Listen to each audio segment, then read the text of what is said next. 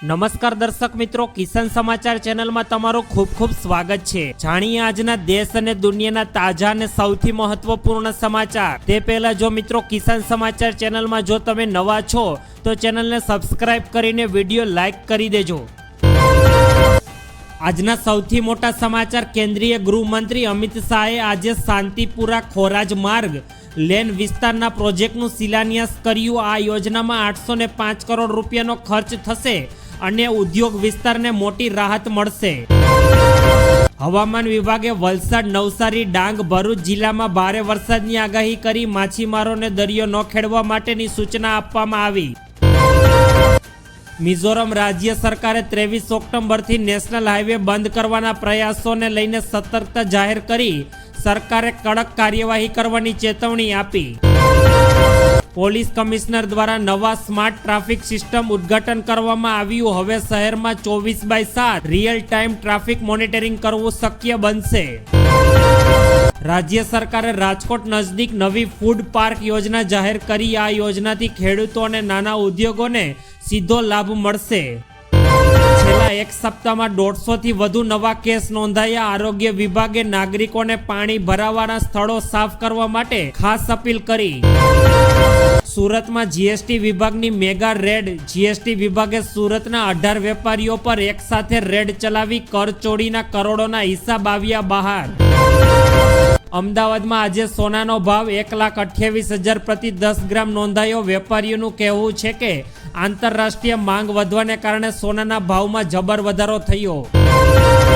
રાજ્ય સરકારે ખેતીના સાધનો પર 40% સુધી સબસિડી આપવા માટેની યોજના જાહેર કરી। આ યોજના અંતર્ગત ડીબીટી એટલે કે ડાયરેક્ટ બેંક ટ્રાન્સફર સહાય સીધી ખેડૂતોના ખાતામાં જમા કરવામાં આવશે। નગરપાલિકાએ શહેરના મુખ્ય માર્ગો પર 12,000 થી વધુ LED લાઇટ લગાવવાનું કામ શરૂ કર્યું। આ યોજના અંતર્ગત 30% વીજળી ખર્ચની બચત થવાની ધારણા રહેલી છે। રાજ્ય રોજગાર વિભાગ દ્વારા વડોદરામાં 27 ઓક્ટોબરે મેગા જોબ ફેર યોજાશે। 50 થી વધુ કંપનીઓ ભાગ લેશે અને 10,000 થી વધુ નવા યુવાનોને રોજગાર મળવાની શક્યતા। અમદાવાદ મેટ્રો ફેઝ 2 નું કામ ઝડપ સાથે આગળ। મેટ્રો ફેઝ 2 નું 60% કામ અત્યારે પૂર્ણ। વર્ષ 2026 સુધીમાં ગિફ્ટ સિટી અને ગાંધીનગર સાથે સંપર્ક સ્થાપવાની પરિયોજના। સુરતમાં દિવાળી બજારમાં ભીડ જોરદાર જોવા મળી। સુરતમાં દિવાળી માટે ટેક્સટાઇલ બજારોમાં ખરીદીની ઉચ્ચ સ્તરે પહોંચી। વેપારીઓનું અનુમાન કરે છે કે આ વર્ષે વેચાણમાં 20%નો વધારો। રિલાયન્સ ઇન્ડસ્ટ્રીએ જામનગરમાં રિફાઇનરીમાં હાઇડ્રોજન ઉત્પાદનની નવી ગ્રીન યોજના શરૂ કરી। આ યોજના વાર્ષિક 5 લાખ ટન કાર્બન ઉત્સર્જન કાપને ઘટાડશે। વિદ્યાર્થીઓ માટે કૃત્રિમ બુદ્ધિમત્તા એટલે કે AI લેબ શરૂ કરવામાં આવી। આ લેબ દ્વારા વિદ્યાર્થીઓને રોબોટિક તથા ડેટા વિજ્ઞાનમાં પરીક્ષણ કરવામાં મદદ કરશે। ગાંધીનગરમાં વૃક્ષારોપણ અભિયાન દરમિયાન નવો રેકોર્ડ। એક દિવસમાં 3 લાખ વૃક્ષો રોપવામાં આવ્યા। આ કાર્યક્રમમાં 10,000 થી વધુ વિદ્યાર્થીઓએ ભાગ લીધો। રાજ્યમાં પેટ્રોલ અને ડીઝલના ભાવ સ્થિર। અમદાવાદમાં આજે પેટ્રોલ 96 રૂપિયા અને ડીઝલ 79 રૂપિયા પ્રતિ લીટર રહ્યું। છેલ્લા 10 દિવસમાં ભાવમાં કોઈ જ ફેરફાર નહીં। સોનાની ચોરીના પ્રયત્નોમાં એક આરોપી પકડાયો। અમદાવાદ એરપોર્ટ પરથી દુબઈથી આવેલ મુસાફરો પાસે સોનાની ચોરીના પ્રયત્નોમાં પોલીસે એક શખ્સને ઝડપ્યો। કસ્ટમ વિભાગે 42 લાખનું સોનું કર્યું જપ્ત। કેન્દ્રીય ગૃહપ્રધાન અમિત શાહે આજે ગુજરાત સંબંધિત વિસ્તારમાં એક મહત્વપૂર્ણ પ્રોજેક્ટનો આરંભ કરાવ્યો, જેમાં વ્યસ્ત હેતુ 805 કરોડના ખર્ચે કાર્ય થવાની યોજના। ભારતે પોતાના સૈનિકોને શક્તિ મજબૂત બનાવવા માટે સીધી રકમ હથિયાર વિધાનસભામાં રજૂ કરી, જેના અંતર્ગત $10 કરોડની આપૂર્તિ ઘટાડવાની કામગીરી હાથ ધરાઈ। ઉપયોગીપૂર્ણ સમાચાર। ગુજરાત સરકારનો મોટો નિર્ણય। ગુજરાત સરકાર દ્વારા અન્ન નાગરિક પુરવઠા વિભાગે એક પરિપત્ર જાહેર કરીને જણાવ્યું છે કે રાશન કાર્ડનો ઉપયોગ હવે રહેઠાણના પુરાવા તરીકે નહીં થઈ શકે। તેનો ઉપયોગ માત્ર વ્યાજબી ભાવોની દુકાનો અને ગેસ કનેક્શન માટે જ માન્ય રહેશે। મિત્રો, તમે જોયું હશે કે પહેલા રેશન કાર્ડનો આધાર કાર્ડ સાથે લિંક કરવા માટે કોઈ પણ દસ્તાવેજનો ઉપયોગ સરકાર દ્વારા સ્વીકારવામાં આવતો હતો, પરંતુ હવે સરકાર દ્વારા સ્પષ્ટ કરી દેવામાં આવ્યું છે કે રેશન કાર્ડને રહેઠાણના પુરાવા તરીકે હવે તમે ઉપયોગ કરી શકશો નહીં. આ માટે તમારું આધાર કાર્ડ, પાન કાર્ડ અથવા ચૂંટણી કાર્ડ જ માન્ય ગણાશે. આ નિર્ણયથી રેશન કાર્ડના જે દુરુપયોગ સરકાર દ્વારા કરવામાં આવતો હતો તેને રોકવાનો હેતુ રહેલો છે, જેથી તેનો મૂળ હેતુ અન્ન પુરવઠાને સુનિશ્ચિત કરવા પૂરતો જ સરકાર દ્વારા અત્યારે મર્યાદિત રાખવામાં આવ્યો છે. એટલે કે રાશન કાર્ડનો હવે માત્ર ને માત્ર રાશન લેવા માટે જ ઉપયોગ કરી શકશો. આનો કોઈ પણ તમે આધારભૂત દસ્તાવેજ તરીકે તમે હવે કોઈ પણ જગ્યાએ રેશન કાર્ડનો ઉપયોગ કરી શકશો નહીં. ત્યારબાદના અગત્યપૂર્ણ સમાચાર, હવે ડ્રાઇવિંગ લાયસન્સ માટે લાગવગ કોઈ પણ પ્રકારની ચાલવાની નથી. ગુજરાતમાં આગામી 1 જાન્યુઆરી 2026થી સરકાર દ્વારા કડક નિયમ લાગુ કરવામાં આવે છે અને ડ્રાઇવિંગ લાયસન્સ માટે સરકાર દ્વારા અત્યારે નવી સિસ્ટમ કાર્યરત કરવામાં આવશે. હવે આ સિસ્ટમ અંતર્ગત મિત્રો ગુજરાતમાં સૌ પ્રથમવાર મોડાસામાં કચેરીમાં AI ટેકનોલોજીનો અમલ સરકારે શરૂ કર્યો, જ્યારે ગાંધીનગરમાં RTOમાં AI ટ્રેક અપગ્રેડેશનની સરકારે પણ કામગીરી કરી રહી હોવાની અત્યારે વાત કાર્યરત ચાલી રહી છે. હવે ટેસ્ટિંગ આપતી વખતે અરજદાર ક્યારેય પણ કંઈ પણ નાની પ્રકારની કોઈ પણ ભૂલ કરશે તો તેનું મોનિટરિંગ આર્ટિફિશિયલ ઇન્ટેલિજન્સ એટલે કે AI દ્વારા થતું હોવાથી આસાનીથી તમારે હવે પાસ થવું ખૂબ જ અઘરું બની જવાનું છે. RTOના ડ્રાઇવિંગ ટેસ્ટ ટ્રેક પર 18 પ્રકારના કેમેરા સરકાર દ્વારા લગાવવામાં આવશે, એટલે કે તમારી નાનામાં નાની કોઈ પણ પ્રકારની ભૂલ પણ કેમેરા દ્વારા ડિટેક્ટ કરી લેવામાં આવશે અને કોઈ પણ પ્રકારની લાગવક હવે RTOમાં લાયસન્સ કરવા બાબતમાં હવે ચાલવાની નથી. ત્યારબાદના ખૂબ જ ઉપયોગી પૂર્ણ સમાચાર, દર મહિને મળી જવાના છે 1000 રૂપિયા સુધીની સહાય. ગુજરાત સરકારની સંત સુરદાસ યોજના, આ યોજના હેઠળ અપંગ વ્યક્તિઓને સરકાર દ્વારા હવે આર્થિક રીતે સહાય આપવા માટે 1000 રૂપિયાની નાણાકીય સહાય આપવામાં આવશે, જેથી તેઓ આત્મનિર્ભર બને.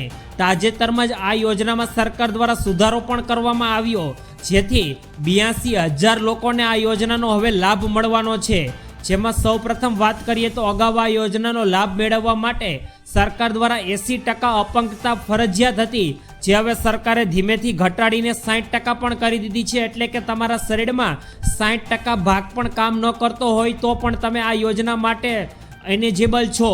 હવે દરેક દિવ્યાંગ વ્યક્તિ લાભ મેળવી શકે તે માટે વય અને આવક મર્યાદાના નિયંત્રણો પણ સરકાર દ્વારા દૂર કરી દેવામાં આવ્યા છે. BPL કાર્ડની શરત દૂર કરવામાં આવી, જેનાથી યોજનાનો વધુ લાભ લોકોને સરળતાથી અને સુલભ રીતે મળી શકે. ત્યારબાદના અગત્યપૂર્ણ સમાચાર, પાન કાર્ડ બંધ, સરકારે લીધો મોટો નિર્ણય. કેન્દ્ર સરકાર દ્વારા મિત્રો આવનારા દિવસોમાં પાન કાર્ડ વપરાશકર્તાઓ માટે એક નવી જ પ્રકારની ચેતવણી જાહેર કરી. સરકારનું મિત્રો માનવું છે કે જો આધાર કાર્ડ નોંધણી IDની મદદથી પાન કાર્ડ મેળવ્યું હશે તો તમારે તમારું આધાર કાર્ડને મૂળ આધાર કાર્ડ નંબરથી બદલવું જોશે.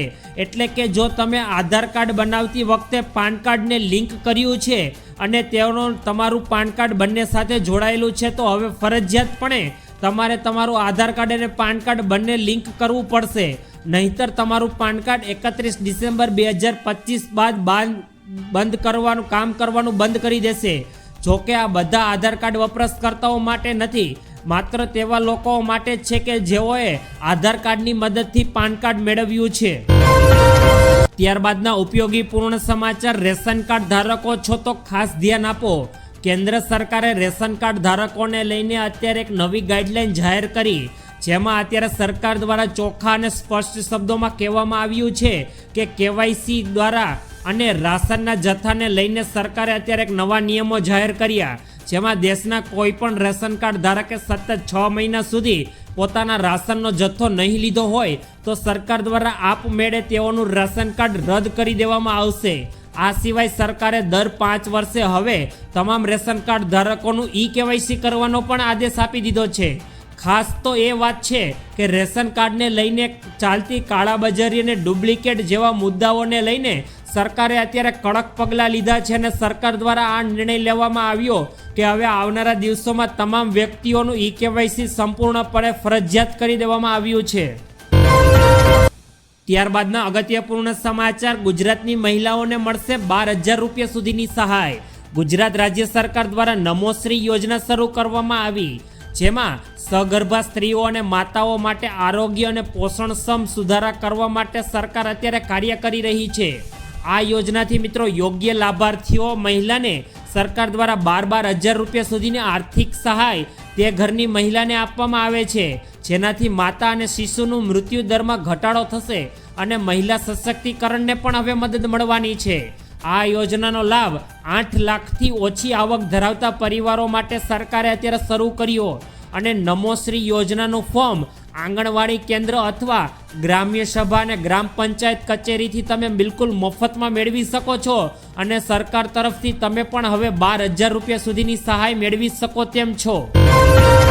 ત્યારબાદના અગત્યપૂર્ણ સમાચાર, ગુજરાત રાજ્યની રેશનિંગ દુકાનો 1 તારીખથી બંધ થઈ જશે.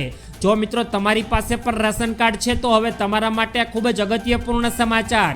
આગામી 1 નવેમ્બરથી રાજ્યમાં સતત ચાલતા સસ્તા અનાજની 17,000 જેટલી દુકાનો પડતર માંગોને લઈને દુકાનદાર ધારકો ચોક્કસ મુદત સુધી બંધ રાખવા માટે આંદોલન પણ ઉતરી રહ્યા છે. 1.5 વર્ષ પહેલા સરકાર સાથે પડતર માંગણીઓને લઈને ચર્ચા કરવામાં આવી હતી, પરંતુ 1.5 વર્ષ બાદ પણ તેનો કોઈ પણ પ્રકારનો અમલ ન આવતા હવે આખરે સસ્તા અનાજના દુકાનદાર ધારકો અને સંગઠનો સાથ મળીને વિતરણની વ્યવસ્થાને અળગાવ રહી અને સરકાર સામે આંદોલન કરવા માટેનો માર્ગ અપનાવશે. એટલે કે હવે આજે સસ્તા અનાજની તમામ દુકાનદાર ધારકો છે તેઓને પોતાનું સરકાર પાસેથી ચોક્કસ કમિશન નથી મળી રહ્યું, તેથી તેઓ સરકાર સમક્ષ અત્યારે વિરોધ પ્રદર્શન નોંધાવવા માટે હવે તેઓ અનિશ્ચિત કાળ માટે હડતાલ પર જઈ રહ્યા છે.